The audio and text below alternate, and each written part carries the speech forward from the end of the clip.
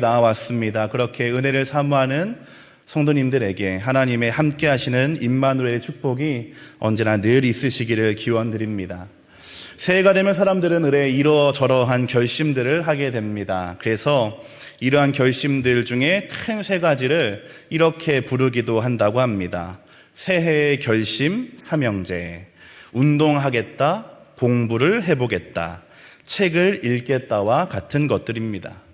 그런데 원대한 포부와 결심이 언제나 그러하듯이 대부분은 작심삼일로 끝나기 마련입니다. 그럼에도 사람들은 매년 새로운 해를 맞이하면서 결심하고 또 결심합니다. 왜냐하면 새해이기 때문입니다. 우리 성도님들도 새롭게 결심한 것이 있으실 것 같습니다. 여러분들의 결심은 어떠한 것들이십니까? 바라기는 시작이 반이라고 하는 말처럼 우리가 마음을 먹은 것이 첫걸음이 되어서 여러분의 기대와 소망이 작은 삶의 실천과 변화로 이어지게 되시기를 축복합니다. 이렇게 새해 다양한 결심 중에 아주 바람직하고 또 열정이 있는 신앙인들이라면 하는 결심이 하나가 있습니다. 무엇일까요? 바로 성경 읽기입니다. 올해는 성경 일독을 해보겠다, 또 신약이라도 읽어보겠다라고 하는 마음으로 시작을 하게 됩니다. 그렇게 1월 1일부터 성경을 읽기 시작한 분들은 그런 분들이 하루에 5장을 읽으셨으면 계산을 해보니까 이제 레위기를 맞이하게 되셨을 것 같습니다. 그러한 분들에게는 응원과 또 심심한 위로의 말씀을 전합니다. 지금 읽고 있는 것이 성경책인지 또 정육점의 메뉴판인지 알 수 없는 각종 동물들이 등장할 뿐만 아니라 잡고 가르고 태우고 하는 이 기괴한 내용들을 잘 통과할 수 있으시기를 바랍니다.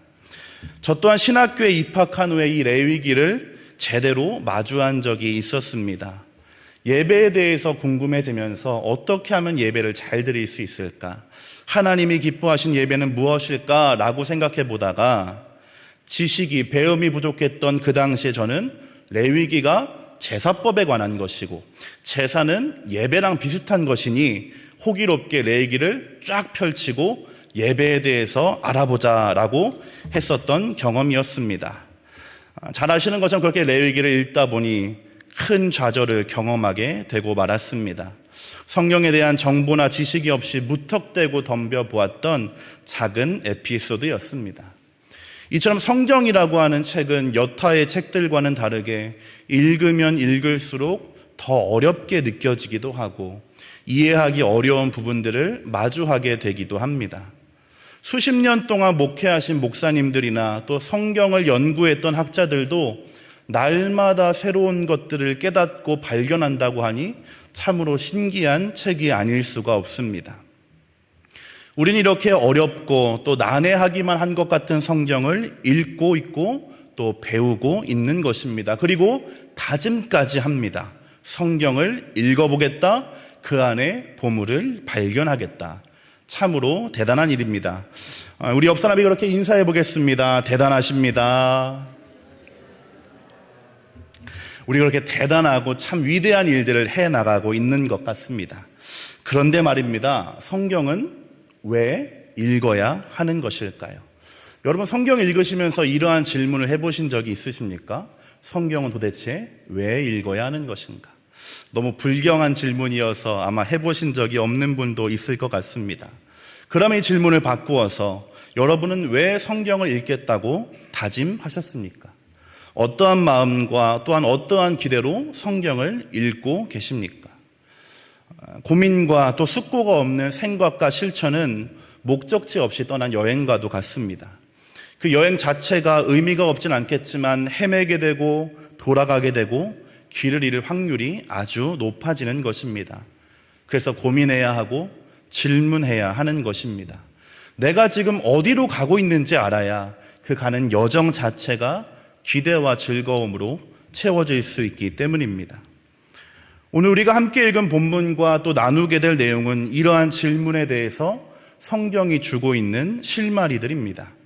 특별히 마지막 때를 살아가는 우리에게 왜 성경을 읽어야 하는가?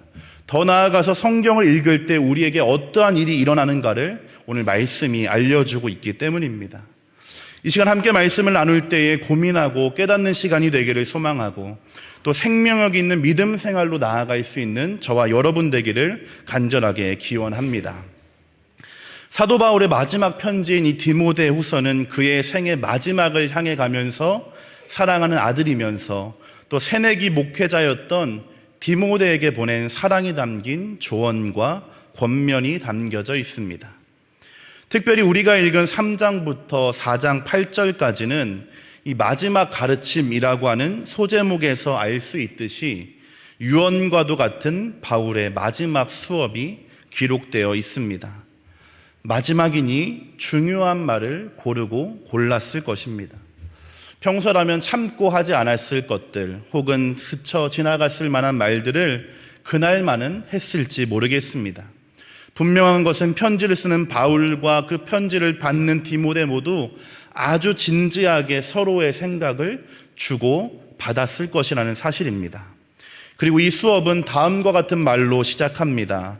오늘 본문 3장 1절의 말씀입니다. 3장 1절 말씀 함께 읽겠습니다. 너는 이것을 알라. 말세에 고통하는 때가 이르러. 아멘. 지금 우리가 살아가는 시간은 마지막 때이며 그때에는 고통의 순간들이 찾아온다라고 하는 것입니다. 우리 성도님들 말세 또 마지막이라고 하면 어떠한 것들이 떠오르십니까? 영화와 같은 영상들에서는 어둡고 혹은 붉게 물든 세상을 묘사합니다. 지난 세기 말에는 Y2K 등으로 세계가 멸망할 것이라고 했고 또 반짝이는 옷과 알록달록한 머리색이 유행하기도 했습니다. 식량과 물이 사라지고 혹자는 기계들이 사람을 공격할 것이라고 하기도 합니다. 그러나 마지막 때라고 하는 것은 그러한 것들이 전부가 아닙니다. 교회가 말하고 또 신학과 신앙이 말하는 말세란 그러한 현상들이 아니기 때문입니다. 우리 그리스도교의 신앙은 예수님의 초림으로부터 재림까지의 시간 또는 승천부터 재림하시기까지를 말세라고 가르쳐 왔습니다. 왜냐하면 이 땅의 심판의 주인이신 그리스도께서 천군 천사와 함께 다시 오시는 그때야말로 진정한 세상의 끝이라고 믿어왔기 때문입니다. 그래서 주님이 승천하신 이후에 성령이 임하셨기 때문에 성령을 종말의 영, 말세의 영이라고 말하기도 하는 것입니다. 바울의 첫 번째 메시지는 바로 그 말세에 고통과 시련이 찾아온다라고 하는 것입니다. 그리고 2절부터 5절까지의 징후들을 통해서 그때가 점점 가까워져 온다는 것을 알 수 있다라고 하는 것이 이 1절의 내용입니다. 시간상 이 2절부터 5절까지 총 19가지의 모습들이 기록되어 있는데 각각의 내용을 다 설명할 수 없지만 이 증상들을 관통하는 한 가지 키워드는 바로 사랑입니다. 2절에 자기 사랑으로 시작한 이 죄된 모습들이 5절에 가게 되면 하나님보다 쾌락을 더 사랑하는 모습으로 이어집니다. 여기서 하나님보다라고 하는 말은 하나님을 사랑하는 마음이 조금 있지만 그것보다 더 쾌락을 사랑한다라고 하는 것이 아니라 하나님을 사랑하는 마음이 전혀 없다라고 하는 의미입니다. 그러니까 이 19가지를 통해 알 수 있는 말세의 특징은 사람이 마땅히 사랑해야 할 것을 사랑하지 않고 사랑하지 말아야 할 것을 사랑하는 시대, 옳지 않은 대상을 사랑하는 시대라고 할 수 있는 것입니다. 이 내용들을 찬찬히 읽어보시게 되면 최근에 우리 사회에서 자주 접하고 드러나는 일들이라는 것을 알 수 있습니다. 다양한 사회 문제 또 갈등의 원인들이 바로 이 안에 포함되어 있다라고 하는 것입니다. 이처럼 사랑의 대상을 잘못 정하게 되면서 사회와 도덕, 정의와 신앙마저 병들게 된다라고 하는 것 바로 마지막 때의 모습인 것입니다. 성도 여러분, 그러하기에 우리가 살아가는 이 시간 그리고 이 시대에 대해서 정확하게 아는 것이 매우 중요한 일이 됩니다. 때를 분별하는 것, 시대와 상황에 대한 정확한 이해로부터 우리의 삶과 신앙에 대한 올바른 방향이 정해질 수 있기 때문입니다. 92년도에 있었던 다미 선교의 사건과 지금 성행하고 있는 각종 이단들이 바로 이 말세와 시대를 잘못 이해한 결과들이기 때문입니다. 마태복음 24장에서 주님은 이렇게 말씀하셨습니다. 무화과 나무의 비유를 배우라. 그 가지가 연하여지고 잎사귀를 내면 여름이 가까운 줄을 아나니 이와 같이 너희도 이 모든 일을 보거든 인자가 가까이 곧 문 앞에 이른 줄 알라. 아멘. 이 말씀처럼 그칠 줄 모르는 전쟁과 기근, 갈등과 분열, 잘못된 대상을 사랑하는 19가지의 징후들은 지금이 마지막 때라는 것을 우리에게 알려주고 있는 것입니다. 그리고 갈수록 이러한 모습들이 더 많아지는 이유는 사탄이 자신의 최후가 머지않았음을 알고 마지막 발버둥을 치고 있기 때문입니다. 한 사람이라도 더 믿음을 가지지 못하도록, 한 사람이라도 더 예수 믿고 구원받지 못하도록 사람과 성도들의 믿음을 흔들고 교회를 공격하고 넘어뜨리려고 한다라고 하는 것이 됩니다. 그래서 우리 성도들에게 시대를 분별하는 지혜가 있어야 하고 그러한 지혜와 판단을 가지고 올바른 신앙을 지키며 사는 것이 매우 중요해지는 것입니다. 그리고 바로 이러한 신앙의 태도를 우리는 영적 전쟁이라고 말합니다. 흔히 영적 전쟁이라고 하면 신령한 어떠한 사람이 흐릿한 무언가를 보면서 소리 지르는 것을 떠올릴 수가 있게 되지만 성경이 말하고 있는 영적 전쟁은 이렇게 시간과 때를 알아서 지혜로운 여인들처럼 준비해야 할 것을 준비하고 나의 삶과 세상 곳곳에 스며들어 있는 사탄의 권세를 믿음의 선택으로 대적하고 무력화시키는 것, 그것이 바로 진정한 영적 전쟁입니다. 사랑하는 성도 여러분, 저와 여러분의 삶이 감히 소망하기는 사탄의 권세를 짓밟고 하나님의 나라를 확장시키는 삶이 되기를 소망합니다. 우리 새샘의 성도들은 모두 이러한 영적 전쟁과 전투에서 승리하시기를 축복합니다. 바울이 우리에게 알려주는 마지막 때를 살아가는 첫 번째 방법은 시대를 분별할 줄 아는 지혜입니다. 이 마지막 때는 이렇게 사회만 혼란스럽게 되는 것이 아니라 사람들의 믿음과 신앙도 흔들리는 때입니다. 특별히 당시에 디모데가 목회하던 에베소 교회에는 잘못된 믿음을 가르치는 거짓 교사들이 있었습니다. 8절에 있는 얀네와 얀브레라고 하는 이름으로 비유된 이들은 마치 모세를 대적했던 애굽의 마술사들처럼 유혹하는 자들이며 반란을 일으키는 사람들이었습니다. 유대인들의 전통에 따르면 이스라엘 백성들을 유혹해서 금송아지를 만들게 했던 것이 바로 이 얀네와 얀브레라고 합니다. 그러니 이들은 하나님의 백성들 사이에 침투해서 교회를 파괴하는 것을 자신의 삶의 목표로 삼고 있는 끔찍한 사기꾼이며 행악자들이었던 것입니다. 이러한 사람들이 성도를 속이고 잘못된 믿음을 가르치면서 올바른 길에서 떠나도록 유혹하고 있다라고 하는 것입니다. 바울은 이러한 거짓 교사들을 한마디로 이렇게 평가합니다. 경건의 모양은 있으나 경건의 능력은 없는 자. 이렇게 모양만 있고 능력은 없다라고 하는 것은 보기에는 좋아 보이나 알맹이는 없는 쭉정이와 같다는 뜻입니다.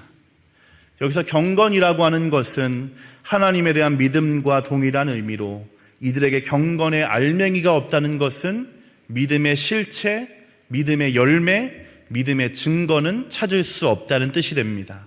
그럴싸하게 보이는 종교적인 모습들과 행위는 갖추고 있지만 그 속을 들여다보면 말씀에 대한 순종은 없고 그로 인한 희생과 포기, 헌신과도 같은 믿음의 실천은 찾아볼 수가 없다는 뜻이 됩니다. 그러므로 구원까지도 보장할 수 없는 불쌍한 상태이기도 한 것, 바로 이 경건의 능력 없는 사람들입니다. 그러하게 바울은 디모데에게 이러한 이들로부터 돌아서라고 권면합니다. 한두 번 그 자리를 피하라는 것이 아니라 그들에게 물들지 않도록 지속적으로 멀어지라고 하는 뜻입니다. 그리고 이러한 권면을 믿음이 연약한 사람이 아니라 이미 한 교회를 담임하고 있었던 디모데에게 했다라고 하는 것은 누구도 이 유혹을 피할 수 없고 막연하게 승리할 것이라고 자신할 수 있는 일이 아니라는 뜻이 됩니다. 또한 우리는 이러한 말씀을 대하면서 이렇게 검은 것으로부터 멀어져야 한다 깨달음과 동시에 혹시 나에게 이러한 모습이 있지 않은지 돌아보는 겸손함을 갖출 필요가 있습니다. 얼마 전에 본 한 인터뷰 영상에서 유명한 배우가 이렇게 말한 것이 기억에 남습니다. 창피스러운 행동을 한 것을 나 스스로가 알아서 부끄러워한다면 얼마나 다행인 일인가. 창피스러운 행동을 한 것을 나 스스로가 알아서 부끄러워한다면 얼마나 다행인 일인가. 자신을 돌아보는 것은 이렇게 참으로 고통스럽고 때로는 수치스럽기도 한 일입니다. 그러나 이러한 노력들이 나를 올바르게 하고 나의 가정과 내가 속한 공동체를 건강하게 할 수 있다면, 심지어 그러한 문제를 나 스스로 깨닫게 됐다라고 한다면 이러한 수고와 부끄러움은 얼마든지 감수할 수 있고 또 감수해야 하는 일이 될 것입니다. 성도 여러분, 성경이 언제나 우리에게 주지하듯이 우리는 죄악되며 늘 부끄러운 존재입니다. 본질적으로 연약하고 또 연약하기 때문입니다. 그러나 이렇게 연약하여서 나 스스로를 자신할 수 없는 것을 우리는 감사할 수 있어야 할 것입니다. 내가 스스로 떳떳하다라고 말할 수 없는 것에 우리는 감사할 수 있기를 바랍니다. 그 부끄러움이 우리를 모양만 갖춘 채 능력은 찾을 수 없는 회칠한 무덤처럼 겉을 가꾸는 데는 노력하지만 이 알맹이와 실체에는 관심 없는 거짓된 자들의 길에서 돌아서도록 도와줄 것이기 때문입니다. 그리고 그러한 때에, 그렇게 악한 길에서 떠나서 하나님을 향하여 나아갈 때에 우리가 함께 부른 찬양처럼 그럼에도 너는 내 딸과 아들이라고 말씀하시는 하나님의 음성을 듣게 될 줄로 믿습니다. 우리가 이렇게 살아가고 있는 마지막 때의 참상을 바울은 설명한 이후에 이제 디모데가 기억하고 지켜야 하는 삶이란 무엇인지, 또 그렇게 살아갈 수 있는 방법이 무엇인지를 소개해 줍니다. 바울은 먼저 10절과 11절에 있는 자신의 삶을 기억하라 라고 말합니다. 박해받는 중에도 잃지 않았던 그의 가르침과 행실, 삶의 목표와 믿음, 참을성과 사랑, 인내입니다. 이 모든 과정을 곁에서 지켜본 디모데가 누구보다 그의 삶이 참되고 거짓이 없는 이 하나님 나라와 복음을 위하여 경주해왔던 것임을 알고 있었기 때문입니다. 그러하기에 나를 본받으라, 자신의 삶을 기억하며 그것을 쫓아 살기를 권한 것입니다. 그리고 이어서 14절부터 그렇게 온전한 삶을 유지할 수 있는 방법을 알려줍니다. 이것은 아는 것으로, 또 옆에서 지켜본 것만으로는 충분하지 않다는 뜻입니다. 연초에 의욕만으로 세운 결심이 3일을 넘기지 못하는 것처럼 믿음의 결심도 끝까지 지키고 유지하기 위해서는 필요한 것이 있다라고 하는 것이 되겠습니다. 게다가 그렇게 살아가기 원하는 사람들, 경건하게 살고자 하는 사람들에게 핍박은 예정된 것이기 때문에, 또 시간이 가면 갈수록 악하고 속이는 자들이 더 발전할 것이기에 우리가 준비해야 할 것이 있다는 뜻도 되겠습니다. 잘 알고 계시는 구절입니다. 14절부터 17절 말씀을 한 목소리로 읽겠습니다. 그러나 너는 배우고 확신한 일에 거하라. 너는 내가 누구에게서 배운 것을 알며 또 어려서부터 성경을 알았나니 성경은 능히 너로 하여금 그리스도 예수 안에 있는 믿음으로 말미암아 구원에 이르는 지혜가 있게 하느니라. 모든 성경은 하나님의 감동으로 된 것으로 교훈과 책망과 바르게 함과 의로 교육하기에 유익하니 이는 하나님의 사람으로 온전하게 하며 모든 선한 일을 행할 능력을 갖추게 하려 함이라. 아멘. 함께 고백해 보겠습니다. 배우고 확신한 일에 거하라. 이렇게 배우고 또 확신한 일에 거한다라고 하는 것은 지금까지 배워온 것, 그래서 흔들림이 없이 굳게 믿고 있는 진리 안에 거하라는 것입니다.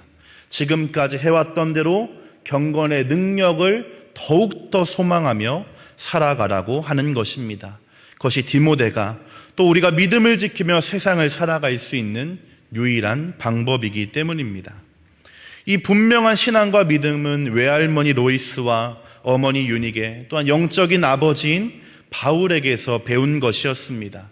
그들이 가르친 것이 새로운 것이 아니었습니다. 자신들도 전에 받아 배웠던 것, 조상들로부터 지금까지 변함없이 배우고 믿어온 것입니다. 신앙 교육과 이렇게 대를 물려서 지속되는 신앙의 전수가 중요한 것입니다. 헬라인, 이방인의 아들이었던 디모데가 그렇게 이방 문화가 가득한 환경 속에서 자라났지만 이 어머니와 할머니의 지도를 통해서 한 교회의 어엿한 지도자로 성장하게 된 것, 바로 신앙교육의 능력이라고 할 수 있겠습니다. 15절은 그렇게 가족으로부터 그가 배운 것이 바로 성경이며 하나님의 말씀이라는 것을 분명하게 선포합니다. 말씀만이 우리의 삶을 바르고 복된 길로 인도하여 주신다라고 하는 것입니다. 말씀을 통해 바르게 자라난 믿음만이 거친 세상의 풍파에서 성도를 안전하게 지켜줄 뿐만 아니라 하나님이 약속하신 구원, 천국으로 인도하는 길임을 우리 기억하시기를 바랍니다. 이것이 바로 바울이 디모데에게 마지막으로 전해주고 싶었고 반드시 가르쳐주고 싶었던 말이었습니다. 하나님의 말씀에서 떠나지 말라는 것입니다. 계속해서 그 안에 거하며 천착해야 한다는 것입니다. 디모데의 평생에 머무르고 거해야 할 곳이 있다면 하나님의 말씀이어야만 한다고 가르치는 것이었습니다.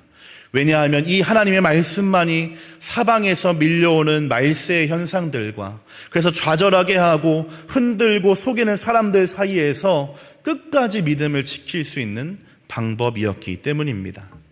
사랑하는 성도 여러분, 이 시간 우리 모두가 이 바울의 가르침을 기억할 수 있기를 바랍니다.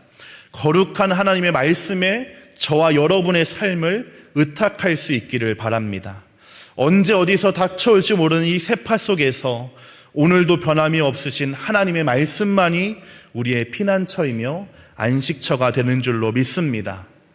그래서 삶의 답과 길도 말씀 안에서 찾아가고, 그래서 늘 말씀을 사모하고 말씀과 동행하는 여러분 되시기를 바랍니다. 그것이 마지막 때에 성도를 성도답게 우리를 지으신 하나님의 뜻에 합당하게 살아가는 유일한 방법이 될 줄로 믿습니다. 바울의 마지막 말은 다른 것이 아니라 지금까지 배워온 그 믿음을 포기하지 말고 끝까지 지키라라고 하는 것이었습니다. 악이 번성하고 속이는 사람들, 또 악한 사람들이 많아지는 때에 디모데만은 복음의 진리를 지켜주기를 바랐기 때문입니다.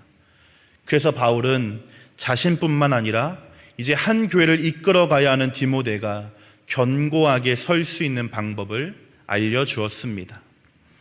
하나님의 말씀이 평생에 거하고 머물러야 하는 안식처이며 집과 같은 곳이라는 것을 기억해라 라고 했습니다. 성경은 하나님의 숨결이 깃들어 있는 것이기 때문에 읽는 자에게 구원에 이르는 지혜를 준다 가르치고 싶었습니다. 듣고 믿고 순종하는 자에게는 하나님의 은혜와 복이 있음을, 복에 대한 약속이 있음을 말해주고 싶었습니다. 그 안에서 험한 세상을 살아갈 힘과 지혜를 발견할 수 있으니 그 위에 뿌리를 내려서 자신과도 같이 끝까지 믿음의 경주를 완주하고 천국에서 예수님이 주실 면류관을 소망하며 살아라 라고 말했던 것입니다. 사랑하는 성도 여러분, 저와 여러분이 특별히 새해를 시작하면서 거하기를 결단하고 소망해야 하는 것도 하나님의 말씀인 줄로 믿습니다. 이 말씀은 개인의 골방에서 깨달아지기도 하지만 공적인 예배를 통해 선포되고 전해지게 됩니다. 그러므로 믿음의 성장을 여러분이 기대하고 소망하신다면 이 교회와 강단을 위해서 반드시 기도해 주시기를 부탁드립니다. 1년 365일 언제나 하나님의 진리의 말씀만이 선포되도록 기도해 주시고 그 말씀을 듣는 우리의 영혼이 잘 기경되어서 열매를 맺는 밭이 되도록 기도할 수 있기를 원합니다. 그래서 말씀 위에 깊게 뿌리 내리고 이 말씀 위에 굳건하게 세워져서 언제나 변함이 없는 믿음과 사랑으로 하나님과 동행하는 저와 여러분 되시기를 소망합니다. 그리고 이제 더 나아가서 여러분이 누군가의 로이스와 유니게가 되어주셔서 오직 믿음으로, 말씀으로, 은혜로 살아가는 것이 무엇인지 가르쳐주고 그러한 복을 누리게 하여 주시기를 부탁드립니다. 그리하여서 하나님의 말씀이 주신 선한 능력으로 가정과 교회가 천국 되게 하셔서 하나님의 기쁨이며 영광이 되시는 저와 여러분 되기를 소망합니다. 시간 들은 말씀을 기억하며 함께 찬양하겠습니다.